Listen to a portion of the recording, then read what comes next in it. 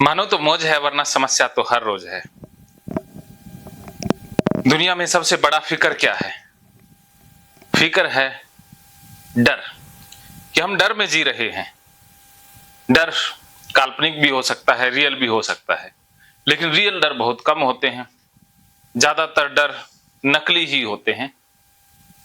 तो नकली डर कैसे जीवन को बर्बाद करता है वो हम जानेंगे आज के इस गीता थेरेपी के वीडियो में। फिकर जगत को खा गया, फिकर है जगत का पीर। जो फिकर को खा गया वो है सबसे बड़ा फकीर। तो हमें अब फिकर को खाना है। फिकर को खाने के लिए हमें भगवत गीता थेरेपी की आवश्यकता रहेगी और उसके बाद हम फकीर बन जाएंगे। फकीर बनना अर्थात आजाद हो जाना, ओसीडी से, डरों से आजाद हो जाना फकीरी की निशानी है। तो फकीर बनने की तरफ हम पहला कदम बढ़ा देते हैं। तो सबसे पहले आपने ये फॉर्मेट बनाना है, Gita therapy, Gita therapy for contamination OCD. आपने मेरी स्पेलिंग के ऊपर तो जाना नहीं है और ना ही मेरी हिंदी के ऊपर जाना है, क्योंकि हिंदी में मेरी, वो कहते हैं ना, इंग्लिश में मेरा हाथ तंग है तो हिंदी में मेरी लात तंग है। तो सबसे पहले आपने 4 कॉलम बनाने हैं, ए, बी, सी और डी। रिया जी आप बोलते जाएंगे जी। तो इधर देखिएगा पहले, जी जी। लिखना बाद में हो जाएगा, लिखने के लिए आपको समय देंगे जी। तो ये 4 कॉलम आपने पहले बना लेने हैं। ये 4 कॉलम और ये अंदर का जो सिस्टम है वो सेम रहेगा, बाकी चीजें बदलती रहेंगी। जी। तो ऐसे 4 कॉलम बनाएंगे। ए को हम कहते हैं ट्रिगर। जी। क्या कहते हैं? ट्रिगर। ट्रिगर। ट्रिगर का मतलब है जो घटना जिससे हम घबरा जाते हैं, चिंतित हो जाते हैं, जी। जिस घटना के बाद हमारे मन में विचार आते हैं, वहम आते हैं, शक आता है। तो ट्रिगर में हम लिखेंगे पीरियड का ब्लड। अब वो इकट्ठा लिखेंगे, पहले ये लाइन पूरी कर देते हैं। उसके बाद बी को हम कहते हैं ऑब्सेशन। जैसे ही घटना घटी उसके बाद मन में विचार क्या आते हैं? ऑब्सेशन, विचार या एहसास होना, कि हमें एहसास किस चीज का होता है? एहसास, शक, वहम या लगना कह देते हैं कि आपको लग क्या रहा है। कहते हैं ना मुझे ऐसा गंदा लग रहा है, तो वो लगना, वो सारे ऑब्सेशन इसमें आ जाएंगे। ऑब्सेशन के अलग अलग नाम हैं, जैसे विचार, जैसे घटना घटी या कोई ट्रिगर एक्टिव हुआ, अर्थात पीरियड का ब्लड आपने देखा या हाथ को लग गया, तो उसके बाद विचार कौन से आए, एहसास किस चीज का हुआ, शक क्या हुआ, वहम क्या हुआ और लगा क्या आपको। उसके बाद जैसे ही ऑब्सेशन आया, शक आया, उसके बाद खतरा महसूस होता है, डर लगता है कि कुछ हो जाएगा। ये सी है, हमेशा फ्यूचर से संबंधित होगा, और बी है ऑब्सेशन है, ये प्रेजेंट मोमेंट में आएंगे जी। एकदम ऑन द स्पॉट आएंगे और वर्तमान से संबंधित होंगे कि अभी लग रहा है, और ये फ्यूचर में कुछ होने का डर आएगा। इसे बोलते हैं संभावित। संभावित होगा, वो है नहीं एक्चुअल में ऐसा होगा ये नहीं कह सकते, लेकिन संभावना होती है। संभावित डर, खतरा व नुकसान, वो सी में आपने लिखना है। और डी में क्या लिखोगे?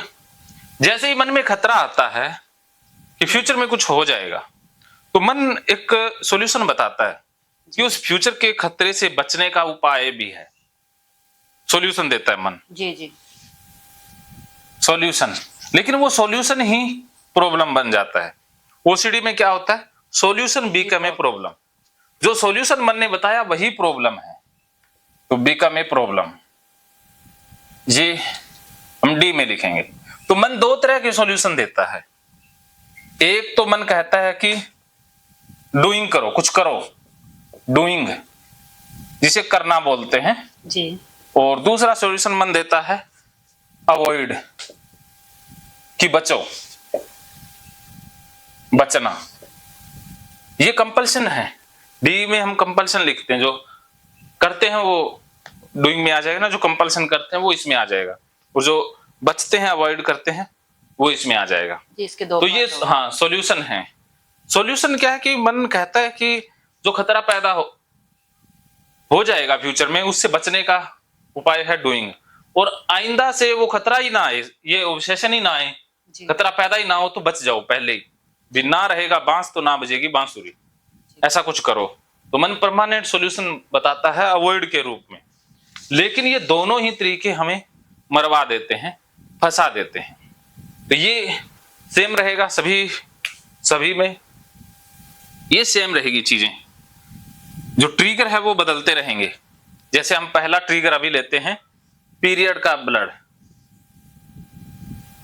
पीरियड की स्पेलिंग क्या है? PERIOD। वो तो चलो, हिंदी में मेरी लात तंग है तो क्यों ना इंग्लिश में हातंग वाली चीज कर लेते हैं। क्या है? PERIODS। हाँ, पीरियड्स का खून, ये ट्रिगर है। अब जैसे ही देखिए, ये महिलाओं में कॉमन देखा गया है, और खास करके उन महिलाओं में ये ट्रिगर ज्यादा होता है जिन महिलाओं की परिवरिश एक धार्मिक माहौल में हुई है, सांस्कृतिक माहौल में हुई है। जी। जिन परिवारों में धर्म का या संस्कृति का बहुत ज्यादा प्रभाव है, जी सर। पुराने बिलीफ का या ट्रेडिशनल जो फैमिलीज हैं, उन महिलाओं में ये ट्रिगर ज्यादा देखा जाता है। उनके अंदर ये पीरियड के ब्लड की गंदगी वाले विचार ज्यादा आते हैं। जी। और उन परिवारों के पुरुषों में भी ये सेम रहता है, लेकिन पीरियड की जगह उनमें वीर्य आ जाता है। जी सर। पेनिस से जो वीर्य निकलता है वो इसका स्थान ले लेता है, वो उसे गंदा मानने लग जाते हैं। तो ये हमारे संस्कृति से ज्यादा रिलेटेड है, क्योंकि ये पढ़ी लिखी महिला, जो खास करके पढ़ी लिखी, जो जैसे आम, जो खास करके ये खून का जो डर है वो क्षेत्र के हिसाब से भी डराता है। जैसे राजस्थान की महिलाओं में, और हरियाणा के कुछ क्षेत्र, और गुजरात में, जो अपनी संस्कृति से या धर्म से ज्यादा जुड़े हुए क्षेत्र हैं, उनमें ये ज्यादा आएगा।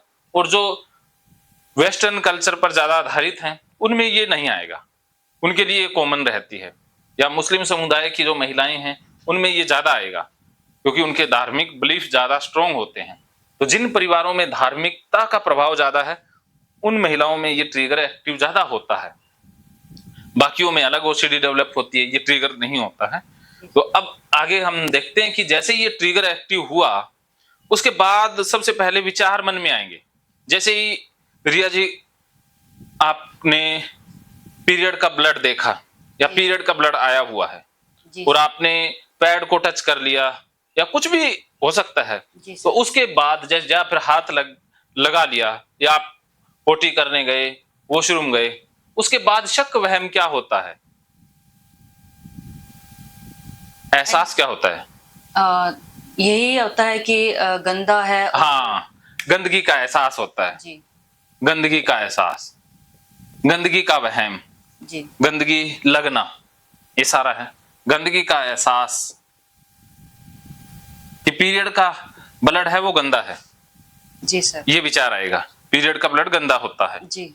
अब पीरियड का ब्लड गंदा होता है, और आपका हाथ लग गया, या आपको महसूस हुआ कि मेरा हाथ लग गया, तो अब इससे फ्यूचर में क्या खतरा उत्पन्न हो जाएगा, गड़बड़ हो क्या जाएगी, इससे हो क्या जाएगा? मान लीजिए आपने पीरियड के ब्लड को छू लिया, अब इससे हो क्या जाएगा? होगा क्या? होता तो कुछ भी नहीं है। होता कुछ भी नहीं है, लेकिन खतरा आएगा। उसे आप पहचानेंगी कि आपके मन में खतरा ये आएगा कि अब घर गंदा हो जाएगा, अब मैं जिस सामान को टच करूंगी वो सामान गंदा हो जाएगा। गंदगी फैलने का डर, ये फ्यूचर में फैलेगी, फैली नहीं है, लेकिन फैलने का डर रहता है। तो गंदगी फैल जाएगी। या इसमें इसके साथ एक आपका अशुद्धता का या पवित्रता का भी विचार जुड़ा हुआ है? नहीं। हाँ, क्योंकि कुछ महिलाओं में अशुद्धता की उस नहीं, अशुद्धता का और से अपवित्रता का भी विचार जुड़ा होता है, क्योंकि ये पीरियड का ब्लड बहुत प्रकार की ओसीडी में ट्रिगर बनता है, जैसे रिलीजियस ओसीडी में, कि कुछ महिलाओं को लगता है कि पीरियड आए हुए हैं तो अब भगवान की पूजा नहीं कर सकती, क्योंकि भगवान की पूजा कर ली तो भगवान नाराज हो जाएंगे, पाप लग जाएगा, या रसोई में नहीं जा सकती, या कोई सामान नहीं छू सकती। अशुद्धता का। हाँ, अशुद्धता का और अपवित्रता का शक उनके मन में रहता है तो वो भी रोंग बिलीफ, लेकिन उनके मन में बैठा होता है। तो वो कुछ लगभग महिलाओं में तो ये है कि वो पीरियड के दिनों में रसोई में नहीं जाती हैं या मंदिर में नहीं जाती है। खास करके राजस्थान हरियाणा की महिलाओं में ये ट्रिगर सबसे ज्यादा ऊपर देखा जाता है। तो हमारे परिवार में भी माँ बहन या पत्नी को पीरियड आए हों तो वो किसी की रात जगाई है या जगराता है तो वहां नहीं जाएंगी, कोई धार्मिक समारोह में शामिल नहीं होंगी, वो नहीं होंगी, मैं कितना भी कह दूं वो नहीं होंगी। लेकिन वो उनकी ओसीडी नहीं है, क्योंकि वो अवॉइड कर देती हैं बस। वो कभी कभी होता है, उनका विश्वास बन गया। हाँ विश्वास बन गया, वो कभी कभी होता है और वो अवॉइड कर देती हैं, लेकिन इससे उनके जीवन में इफेक्ट नहीं आता है, क्योंकि डिसऑर्डर नहीं बना ना। डिसऑर्डर तब बन जाता है जब डेली रूटीन में ही आ जाए, रूटीन ही गड़बड़ा जाए, क्योंकि वो महीने में, साल में, 6 महीने में 1-2 बार हुआ तो वो डिसऑर्डर नहीं है, वो उनका बिलीफ ही है तो रॉन्ग बिलीफ, लेकिन चल जाता है। ऐसे तो हमारे बहुत से रॉन्ग बिलीफ हैं, वो चल जाते हैं, लाइफ में हम घसीटते रहते हैं साथ में, लेकिन कहीं ना कहीं लाइफ को वो स्पॉइल तो करते हैं, किसी ना किसी मात्रा में कर रहे होते हैं, लेकिन ओसीडी में ये ज्यादा स्पॉइल कर रहे होते हैं, इसीलिए हमें तकलीफ होती है और इसीलिए हमें इलाज की जरूरत पड़ती है। तो चलिए ये सारे वहम ही दूर हो जाएंगे, पीरियड का जो पूरा रहस्य है वो ही क्लियर हो जाएगा, तो फिर आपके मन से शक भी निकल जाएगा, वहम भी निकल जाएगा, गंदगी का जो एहसास है वो गायब हो जाएगा। और इसके बाद जो फ्यूचर में डर आता है गंदगी फैलने का, गंदगी फैल जाएगी, ये फ्यूचर में फैलेगी। अब देखिए आपके मन में डर आ गया कि गंदगी फैल जाएगी, तो मन फिर कहेगा कि गंदगी को रोकने का उपाय है। गंदगी फैलने से कैसे रुकेगी? वो रुकेगी डूइंग करने से, अर्थात कंपल्शन करने से। तो क्या ऐसा करोगी तो गंदगी नहीं फैलेगी?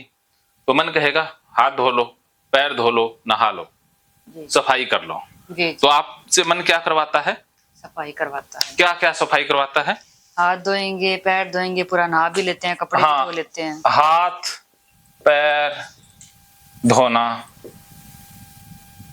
नहाना और कपड़े धोना, ये मन आपसे करवाता है, ये डूइंग आप करते हो।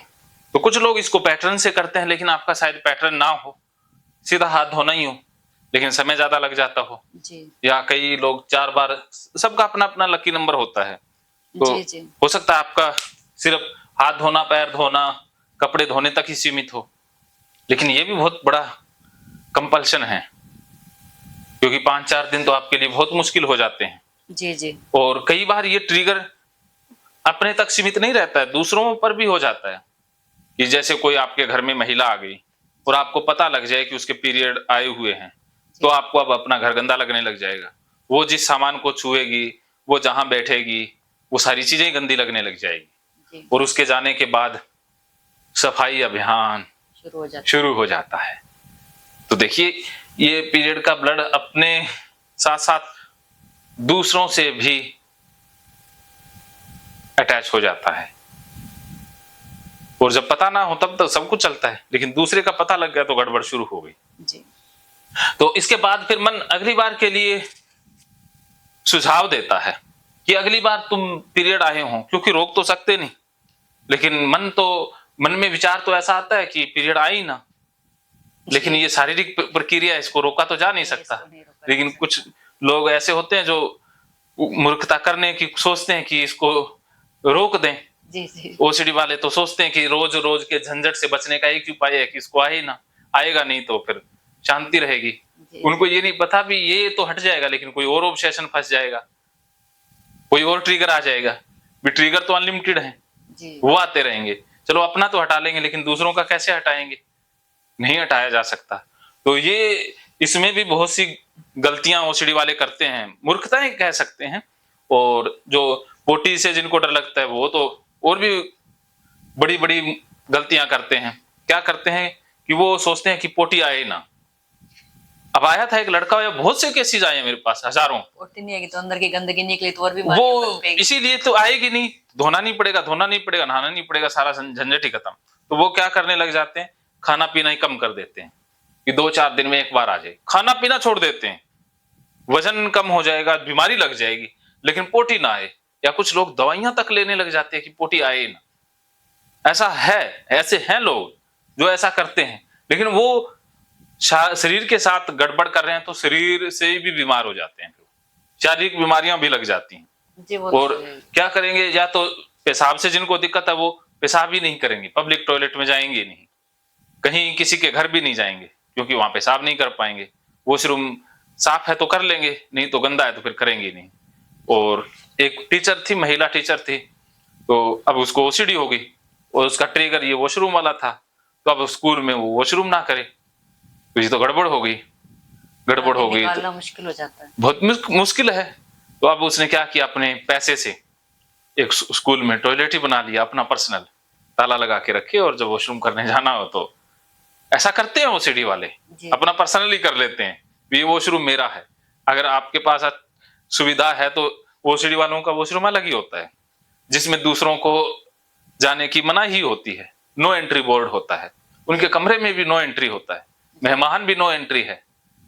ऐसा नहीं है कि वो बुलाना नहीं चाहते, बुलाना चाहते हैं, लेकिन घर गंदा हो जाएगा, इसलिए वो बहाना ही बना देते हैं कि नहीं ये नहीं वो नहीं। ये बहानों में बहुत तेज होते हैं, आम इंसान नहीं पहचान पाएगा कि ये ओसीडी है, इसके कारण इनका ये व्यवहार है। ये इतने शातिर होते हैं कि पति तक को आवाज नहीं होने देते। पति घर में रहता है, 24 घंटे मान लीजिए साथ रहता है, लेकिन महिलाएं उससे भी छुपा जाती हैं, मुझसे भी छुपा जाती हैं, क्योंकि मैं तो चलो थोड़ा थोड़ा समझने लग गया, लेकिन मुझसे भी ज्यादा तेज ओसीडी वालों का दिमाग चल सकता है, क्योंकि उनके हर एक बिहेवियर के पीछे अलग ही वजह होती है। हमें लगता है हम बिहेवियर को देख लेते हैं कि ये हो रहा है, लेकिन उसके पीछे कारण उनके अलग ही हो सकते हैं। जी।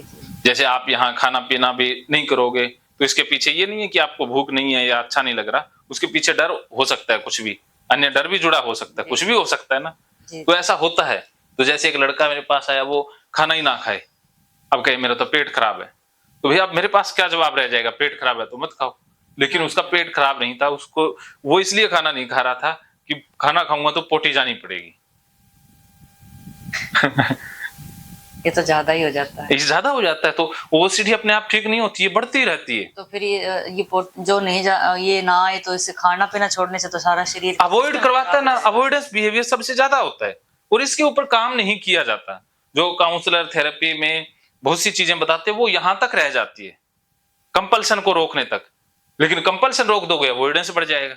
अवॉइडेंस सबसे ज्यादा खतरनाक है कि हम अवॉइड बहुत करते हैं, और कुछ लोग कहते हैं कि मैं ठीक हो गई, कई बार वो अवॉइड करने लग गए तो वो ठीक महसूस करते हैं, और जब अवॉइडेंस नहीं हो पाए तो सारी चीजें वापस आ जाती है। हाँ, तो ये देखा गया है ना।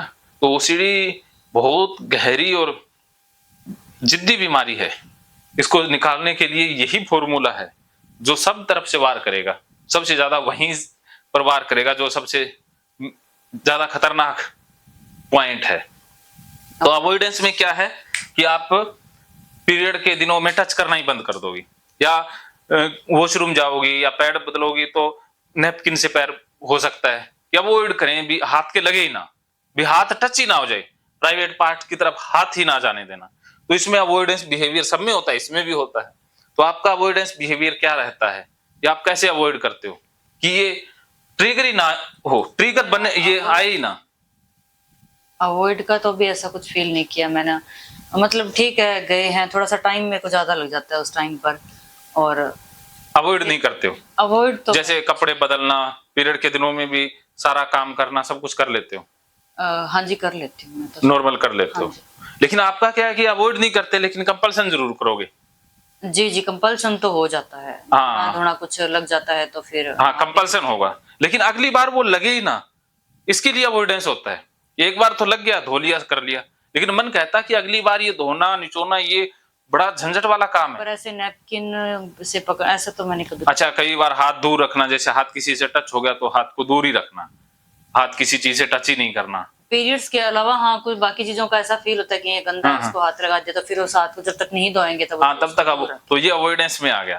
तो ऐसे अवॉइडेंस बहुत सारे छुपे हुए होते हैं, कई बार हमारी पकड़ में नहीं आते। तो आपका भी कोई ना कोई अवॉइडेंस का बिहेवियर है, उसको भी हम निकालेंगे।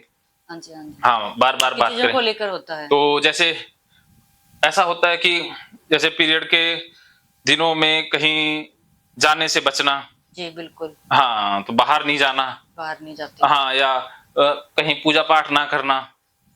पूजा पाठ का तो शुरू से ये बताया गया है। हाँ, ये गलत बताया गया ना, तो वो अवॉइडेंस है भी, बाहर न जाना,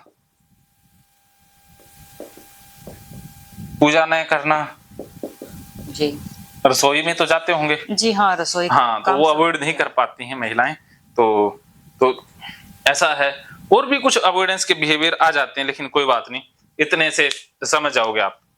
तो अब देखिए, ये आपका तरीका है कि इसी तरीके से आप अब तक व्यवहार करती रही हो, अर्थात इसी तरीके से आपने इलाज किया है। जी। लेकिन क्या ये इलाज था या ये धोना और अवॉइड करना? ये तो एक टेम्परेरी सॉल्यूशन है, उसके बाद टेम्परेरी वापस फिर सॉल्यूशन आएंगे, ही फिर बीमारी हम बनता है। करेंगे। टेम्परेरी सॉल्यूशन क्या बन जाता है? बीमारी। बीमारी बन जाता है। तो अब ये बीमारी तो यही है, इलाज तो हम इसी का ले रहे हैं कि हाथ धोते हैं, हम ये करते हैं। जी, तो लेकिन ये तो आपका तरीका था इलाज का। जी। तो इसका मतलब इलाज ही बीमारी बन गया है। क्या बन गया है? इलाज ही बीमारी। हाँ, इलाज बीमारी है। ओसीडी में, इसीलिए ओसीडी ठीक जिद्दी है। डिप्रेशन में इलाज बीमारी नहीं बनता है। डिप्रेशन से जल्दी बाहर। हाँ, डिप्रेशन से कुछ घंटों में, कुछ दिनों में आया जा सकता है, लेकिन ओसीडी से बाहर आना कुछ घंटों और कुछ उतना संभव नहीं है, क्योंकि वो इलाज मन है ना, ओसीडी में मन बहुत ज्यादा एक्टिव होता है, बहुत ज्यादा शार्प होता है। वो इतना ब्लैकमेल करता है, पूरा फुल ब्लैकमेल करता है कि हमें कहीं ना कहीं ले ही जाता है, घुमा फिरा के वहीं तक ले ही जाता है। तो इसीलिए ओसीडी पर काम करना ज्यादा मुश्किल होता है। इसीलिए काउंसलर, बहुत कम लोग काउंसलर या डॉक्टर ओसीडी पर काम करते हैं। इसीलिए लोग कहते हैं कि ओसीडी ठीक नहीं होता, क्योंकि आसानी से नहीं ठीक होता। इसके लिए बहुत पावर, बहुत हिम्मत, बहुत डीप नॉलेज चाहिए। सिर्फ ईआरपी करने से या गंदी चीजों को छुआ देने से बात नहीं बनती। नहीं, ऐसा नहीं होता। वो तो एक बार कर भी लेंगे तो क्या, वो जब भी इधर उधर कोई होगा तो हाँ, तो हाथ वो दुगना हाथ धो लेंगे वो, फिर वो तो साफ हो गया। हाँ, तो इससे ये बात तो नहीं। मन से और अपने अंदर हाँ, से मन से, और ये इस पे भी काम करना है, इस पे भी करना है, मन से सारी चारों तरफ से ही काम होगा। तो अब आप देखिए कि आपने डी से सी को ठीक करने की कोशिश की, ऐसा ही सोचा कि आपको लगा कि मैं हाथ धो लूंगी तो गंदगी फैलने से रुक जाएगी। ऐसा ही होता है, घर गंदा नहीं होगा, सामान गंदा नहीं होगा, तो इसके लिए हाथ धो लेते हैं, कपड़े धो लेते हैं, नहा लेते हैं। ठीक है, तो इससे आपने सी को ठीक करने की कोशिश की जी। इससे एक बार सी ठीक हो जाएगा, लेकिन फिर आ जाएगा। और सी से आपने बी ठीक करने की कोशिश की कि गंदगी का एहसास है वो चला जाएगा, लेकिन एक बार जाएगा, लेकिन ये रिपीटेड दोबारा लौट आएगा। तो और फिर आपने बी से ए को ठीक करने की कोशिश की कि खून का जो ट्रिगर है वो निकल जाएगा, लेकिन ये निकल जाएगा, फिर और ट्रिगर फंस जाएंगे, नए नए ट्रिगर फंसते जाएंगे ना। हाँ, तो ये डी से ए की तरफ आना इलाज नहीं है, ये ओसीडी को और बढ़ाना है। लेकिन आज तक तो यही कर रहे थे। जी जी। तो आज देखिए, क्योंकि ये अवॉइड करोगे और इससे क्या है कि सी और ज्यादा मजबूत हो जाएगा कि ये जो नकली है ना, ये संभावित डर था, नुकसान था, क्या असली था? कि कितनी संभावना है कि आपने पीरियड के ब्लड को हाथ लगा लिया और बाकी सामान को छू दिया और गंदगी फैल गई। कितनी संभावना है गंदगी की? संभावना है 0.1%। ये संभावना है, 0 संभावना है। लेकिन आपने अगर हाथ पैर धो लिए तो ये संभावना रियल होगी, 100% संभावना हो जाएगी कि पक्का गंदगी फैलती है अगर मैं ना नहाती ना धोती तो। मन को मैसेज तो यही गया। मन ने क्या सीखा कि गंदगी तो पक्का फैलती, घर गंदा तो पक्का होता अगर हाथ पैर या सफाई नहीं होती तो। मन की रॉन्ग ट्रेनिंग होगी जी। मन की कंडीशनिंग क्या हो गई? गलत हो गई, गलत कर दी ना जी जी। तो अब मन अगली बार भी इसे ही मानेगा कि हाँ गंदगी तो फैलती है। तो हमारा एक जो रॉन्ग बिलीफ है वो पक्का होता जाएगा। रियल बनता जाएगा, झूठ भी सच लगने लग जाएगा। ओसीडी में ऐसा ही होता है। जी बिल्कुल। जैसे एक बार क्या हुआ कि एक व्यापारी था, पशुओं का व्यापारी था, तो वो बकरी खरीदने के लिए पशु मेले में चला जाता है। तो वहां पर वो बकरी खरीद लेता है। तो उसी इलाके में 3 ठग भी रहते थे। तीनों ठगों ने सोचा कि इससे बकरी ठगनी है, लेकिन ठगनी भी इस तरीके से है कि इसको पता ही ना चले। तो उन्होंने कैसे बकरी ठगी होगी, बताओ। बातों में उलझाया होगा। उन ठगों ने प्लान बनाया। तो ठग तीनों अलग अलग जगहों पर खड़े हो गए। तो सबसे पहले एक ठग मिला उस व्यापारी को। व्यापारी ने कंधे के ऊपर बकरी लादी हुई थी। तो सबसे पहला ठग मिला और कहता, अरे अरे व्यापारी, तूने ये कुत्ता कहां से खरीदा? ये तो बहुत बेकार कुत्ता है। तो व्यापारी कहता, अरे ये कुत्ता नहीं, बकरी है, मैंने मेले से खरीदी है। तो वो ठग कहता है, तो ये कुत्ता पता नहीं, आपको एक बकरी लग रही है, चलो आपकी समस्या हो सकती है। वो चला गया। अब व्यापारी थोड़ी दूर गया तो दूसरा ठग मिल गया। अब दूसरा ठग कहता, अरे व्यापारी, तूने ये कुत्ता कहां से ले लिया? ये तो बहुत बेकार कुत्ता है, बहुत सस्ता सा कुत्ता है। तो वो व्यापारी कहता, अरे तुम लोगों को मेरी बकरी से पता नहीं क्या प्रॉब्लम है, कुत्ता ही कुत्ता बताए जा रहे हो। तो वो ठग कहता, अब कुत्ते को कुत्ता ना बताएं तो अब बताइए क्या बताएं, क्या जमाना आ गया। इतना कह करके वो चला गया। इस बार व्यापारी के मन में शक आ चुका था। नहीं, सच में कुत्ता तो नहीं। हाँ, तो वो सोचता हुआ जा रहा था। इतने में तीसरा ठग मिल गया। अब तीसरा ठग कहता, अरे अरे, आपने ये कुत्ता कहां से लिया? ये तो बहुत बेकार कुत्ता है, मालिक को ही काट लेता है। तो उस व्यापारी ने क्या किया, बकरी को फेंका और भाग गया कि ये तो कोई भूत प्रेत है, जो है तो कुत्ता लेकिन मुझे बकरी लग रही है, और भाग गया। तो जैसे ही व्यापारी भाग गया वो ठग इकट्ठे हुए और बकरी को लेकर चलते बने। इससे क्या समझे?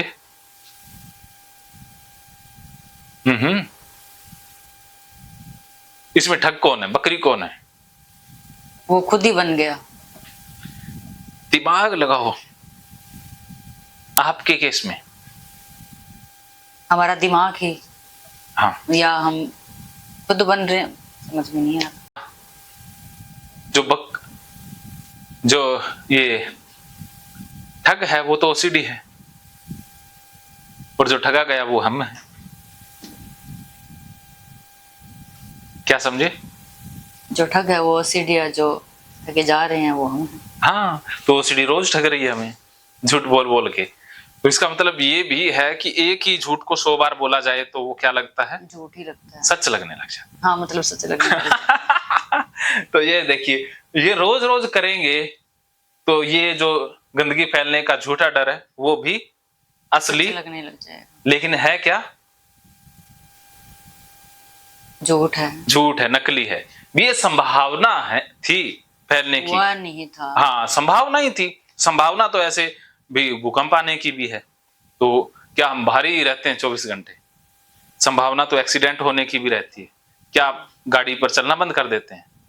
तो गंदगी फैलने की संभावना तो कितनी थी, मामूली सी थी, लेकिन हमने उसको 100% बना दी, वो रियल हो गया। अब संभावना ही सच लगने लग गई है। जीवन संभावनाओं का ही नाम है, सच तो है नहीं बहुत सी चीजें, लेकिन आपको ये सच लग रही थी। तो सबसे ज्यादा काम इसी पर हमें करना होता है कि ये नकली है। जब ये नकली ही है तो फिर हमें हाथ पैर नहाने की जरूरत है नहीं है, और फिर अवॉइड करने की जरूरत है नहीं है। तो ये नकली है कैसे? गंदगी फैलती ही नहीं है। तो इसके पीछे हमें गहरे में जाना होगा, पीछे जाना होगा कि ये बिलीफ बने ही क्यों। ये नकली बिलीफ है, गंदगी फैल जाएगी, ये रॉन्ग बिलीफ है। तो ये फॉल्स बिलीफ बना कैसे? इसके लिए हम गीता के 18 अध्याय और टाइम एंड स्पेस, उससे हमें पता चलेगा कि बिलीफ कैसे बनते हैं, धारणाएं कैसे बनती है। तो नकली धारणाओं को कैसे तोड़ना है वो हमें गीता और ये टाइम एंड स्पेस का कंसेप्ट बताता है। लेकिन फिर भी मैं 2-4 ऐसे एग्जाम्पल दूंगा जिससे पीरियड का खून गंदा आपको लगता है, ये बिलीफ आपका टूट जाएगा। अर्थात आपका जो रियल डर लग रहा है वो अनरियल हो जाएगा। तो डी से हम सी को ठीक नहीं कर सकते ना, डी का प्रयोग जितना ज्यादा करेंगे उतना ज्यादा हम और ज्यादा फंसेंगे। जितने आप हाथ धोगे उतने ज्यादा फंसोगे। जितना ज्यादा आप सफाई करोगे उससे और ज्यादा फंस रहे हो, उससे ओसीडी तो और बढ़ रही है। क्या आप ठीक हो रहे हो? हाथ धो करके या अवॉइड करके ठीक होना होता तो अब तक हो गई होती ना। तो इसका मतलब इससे ठीक तो नहीं होते। मान लीजिए आपने जर्मनी जाना है, ये है इंडिया, ये है, ठीक है, जी और ये अब आप चले जाओ इधर पाकिस्तान की तरफ, तो क्या जर्मनी पहुंच पाओगे? नहीं। तो आप गलत दिशा में चले गए ना। जी जी तो जर्मनी तो नहीं पहुंचे, आप तो और कहीं पहुंच गए, जी पाकिस्तान पहुंच जाओगे ना। तो अब आपको या आधे रास्ते जाकर के पता लगे कि अरे रे मैं तो गलत चली गई, जी। तो आप क्या करोगे फिर? वापस आएंगे। वापस आओगे, फिर यहां से सही रूट पकड़ोगे तो पहुंच जाओगे ना। जी जी। तो इसीलिए आप पता लग गया आपको कि ये रूट ही गलत है, तो अब क्या करना चाहिए? वापस चलना चाहिए। सही वापस चलना चाहिए। तो वापस हाथ धो करके तो नहीं जा सकते, हाथ धो करके तो पाकिस्तान में ही जाएंगे, और अवॉइड करके कहाँ जाएंगे? पाकिस्तान में ही जाएंगे। तो जर्मनी जाने के लिए तो रूट ही अलग है, जी गलत रूट पकड़ रखा है ना। जी ये तो बीमारी वाला रूट है, अर्थात ओसीडी में तो बीमारी हो रहे हैं ना। जी जी। कंपल्सन तो बीमारी करता है। अब हमें ठीक होना है तो रूट बदलना पड़ेगा। वो सही रूट क्या है? वापस चलना। वापस चलना है। तो चलना कैसे है वापस, वो हम सीखेंगे। ठीक है, इतना समझ गए? सी जितना बड़ा होगा बी उतना बड़ा हो जाएगा। अर्थात जितना ये डर रियल लगेगा उससे ये गंदगी का एहसास ज्यादा गहरा होगा और रिपीटेड आएगा, और ये विचार फंसने भी लग जाएंगे। ये गंदगी का एहसास मन में फंस के ही रह जाएगा। या आपके मन, आपका हाथ पीरियड के ब्लड के लग गया तो ये खतरा जितना बड़ा रहेगा तब तक ये विचार फंसा रहेगा, ये निकलेगा ही नहीं। ये फंसा रहेगा मन में, बार बार आता रहेगा कि लगा था लगा था लगा था, लगा है, हाथ गंदा है गंदा है गंदा है गंदा है। ये विचार मन में बार बार रिपीट होगा, फंसा रहेगा, फंस गया ना।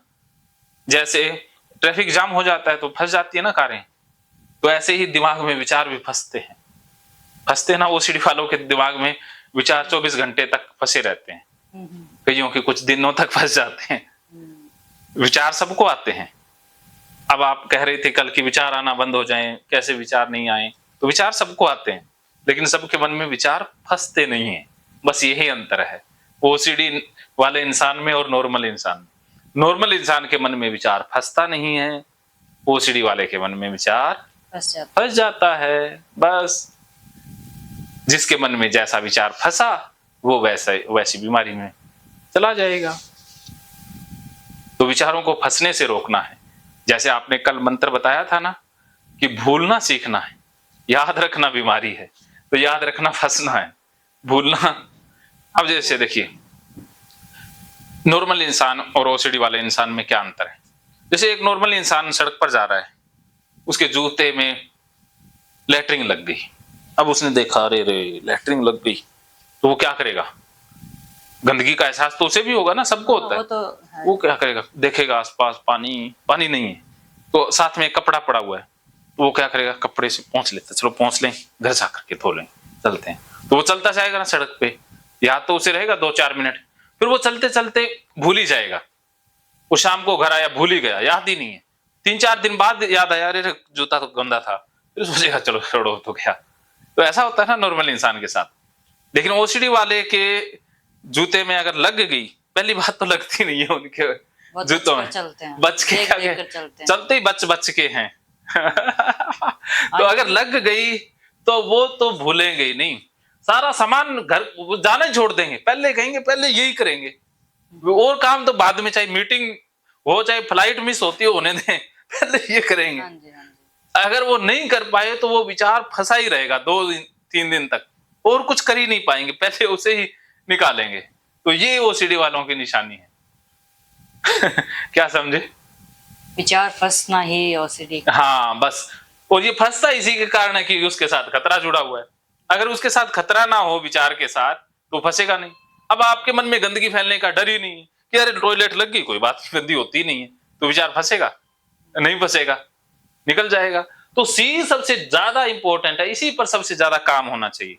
जब इस पे काम हो गया तो विचार भी नहीं फंसेंगे, हाथ भी नहीं धोना पड़ेगा, कुछ भी नहीं। और फिर ट्रिगर तो ऐसे रहेगा, पीरियड का खून तो रहेगा, इसमें प्रॉब्लम ही नहीं है, सबको आता है। प्रॉब्लम इसमें है ही नहीं, प्रॉब्लम तो इसमें है। कहाँ है प्रॉब्लम? लेकिन ओसीडी वालों को प्रॉब्लम ही इसमें लगती है, ये पीरियड का खून ही गड़बड़ है। क्या समझे? प्रॉब्लम पीरियड्स का खून नहीं है, प्रॉब्लम गंदगी फैलने का जो है वो प्रॉब्लम बन चुका है। हाँ, तो समझ में आ रही है चीजें? हाँ जी, हाँ जी, आ रही है। बहुत गहरे से या अच्छे से, या नहीं अच्छे से आ रही है सर। तो अभी तो आप समझ गए ना कि बीमारी कैसे डेवलप हुई है, और समझेंगे फिर ठीक कैसे करना है, जी। वो भी हो जाएगा। तो अब आप समझ गए कि डी से ए की तरफ आना ही सबसे बड़ी बीमारी है। तो अब हमने डी से ए की तरफ नहीं आना है, अब हमने रूट बदलना है। रूट कैसे बदलना है वो सीखते हैं, लेकिन पहले ये तो समझ लें कि हम बीमार हैं कितने, बीमार आप कितने बीमार हो। जैसे कहते हैं ना आप सीवियर हो, ये हो वो हो, जी। आपकी ओसीडी कितनी गहरी है ये अब हम समझते हैं। जैसे ये मन है, ये मन है, ये स्पीड है। स्लो स्पीड अर्थात दुख, टेंशन, चिंता। फास्ट स्पीड अर्थात खुशी, आनंद, मस्ती। तो मन की स्पीड स्लो होती है डेटा से। जिसके मन में जितना डेटा उसकी स्पीड उतनी स्लो, और जिसके अंदर जितने कम डेटा उसकी उतनी फास्ट स्पीड। जैसे स्नेहा की स्पीड कितनी फास्ट है, सब कुछ में फास्ट है ना, तो क्योंकि उसके अंदर डेटा ही नहीं, खाली है। बच्चे जिसके अंदर डाटा नहीं है वो बच्चों जैसा ही होगा, और जिसके अंदर जितने डाटा वो उतना ही ऐसे बड़ा हो जाएगा ना, बूढ़ा हो जाएगा। बूढ़ा इंसान डाटा लिए हुए होता है, बच्चा बिना डाटा के होता है। जी। तो हमें बच्चों जैसा, इसलिए कहते हैं ना संत बच्चों जैसे हो जाते हैं। क्यों हो जाते हैं? क्योंकि उनके डाटा डिलीट हो जाते हैं। जैसे जीसस क्राइस्ट कहते हैं ना कि परमात्मा के साम्राज्य में वही प्रवेश कर पाएगा जो बच्चे जैसा हो गया। अर्थात उसके डाटा कट गए। जी जी। तो डाटा ही प्रॉब्लम है। प्रॉब्लम किस में है? डेटा में। डाटा में। तो आपके पास इससे रिलेटेड बहुत सा डाटा है। डाटा कहां से आया? बचपन से आया है डाटा। ऐसा नहीं है कि आप जन्म के साथ डाटा लेकर के पैदा हुई। डाटा 3 चीजों से सबसे ज्यादा आता है। सबसे पहले घर से डाटा आता है, मां सिखाती है। मां ऐसा नहीं है कि बीमार करने के लिए सिखाती है, क्योंकि उसको उसकी मां ने सिखाया था, उसको उसकी मां ने सिखाया था। तो वो अपनी बेटी को क्या देगी? डाटा देगी। पोटी गंदी होती है, ये डाटा सबसे पहले घर से ही मिलता है। बच्चे, छोटे छोटे बच्चे आप देखते होंगे, उनको पता ही नहीं है पोटी गंदी है, कि वो तो खेलते रहते हैं, मजा आता है उनको। लेकिन उनकी माँ क्या करेगी? धीरे धीरे शी गंदा होता, और उसको थप्पड़ भी लगाएगी कि पोटी करके आ गया, हाथ धोए नहीं, हाथ धो चल। तो बच्चा धीरे धीरे सीख जाएगा, गंदा है, गंदा है, गंदा, तो दूर रहना सीख गया। तो डाटा आ गया उसके मन में। फिर दूसरा काम होता है इन स्कूलों का, इन्होंने गलत सिखाया, पीरियड का ये वो, या सही शिक्षा नहीं दी, इसके बारे में सही शिक्षा दी नहीं। तो ये दूसरा डाटा का सोर्स है स्कूल, शिक्षण संस्थाएं। और तीसरा है धर्म। धर्म गुरुओं ने या धार्मिक बाबाओं ने तो कसर ही नहीं छोड़ी। इन्होंने तो ऐसा डाटा दिया कि ये तो अपवित्र, अशुद्धता, भगवान नाराज हो जाएंगे, फलां हो जाएंगे। भाई भगवान ही नाराज होना था तो पीरियड का खून क्यों? पर इस गहराई से सोचें तो हमारे शरीर के साथ ही है, तो उसने वो भी तो परमात्मा नहीं दिया। ये तो है ही परमात्मा। आप मैं बने तो इसी से बने। जो परमात्मा भगवान ने ही बनाया, तो भगवान किससे बनाए? भगवान किससे बनाए? वो खुद। क्या कृष्ण बिना खून के बन गए? नहीं। तो क्या राम बिना खून के बन गए? नहीं। तो उन मूर्खों को ये कौन पूछे कि तुम्हारी माँ के ये पीरियड नहीं आते तो तुम जैसा जोकर नहीं पैदा होता, जो पीरियड को गंदा बताते हैं। उन पर दया करो कि कैसा जोकर है, जिस थाली में खाया उसी में छेद, अर्थात जिस माँ के खून से बना उसे ही गंदा बता रहा है। तो उससे तो पवित्र कुछ नहीं है, अपने रोम रोम उसी से ही बना है। ये हड्डियां, इसे हम इतना प्यार करते हैं, दांतों से प्यार करते हैं, बालों से प्यार करते हैं, क्या वो खून से अलग बने? तो बताओ फिर गंदा? शुरुआत तो वही है, फिर गंदा कहाँ है? क्या समझे? गंदा नहीं है। अभी तो मैंने बताया कि डाटा ऐसे आया, अभी बताया नहीं रियल उसका रीजन। अभी भी आपके डाटा कटने शुरू हो गए, लग रहा है ना कट गए। अब तो हाथ में भी ले लोगे। नहीं, हाथ तो लग जाता है मेरा। लग जा तो अब टेंशन होगी या नहीं? नहीं। अभी रुको, अभी और बहुत सी गहराई से समझोगे, फिर कहोगे कि अरे रे मैंने इतने साल क्यों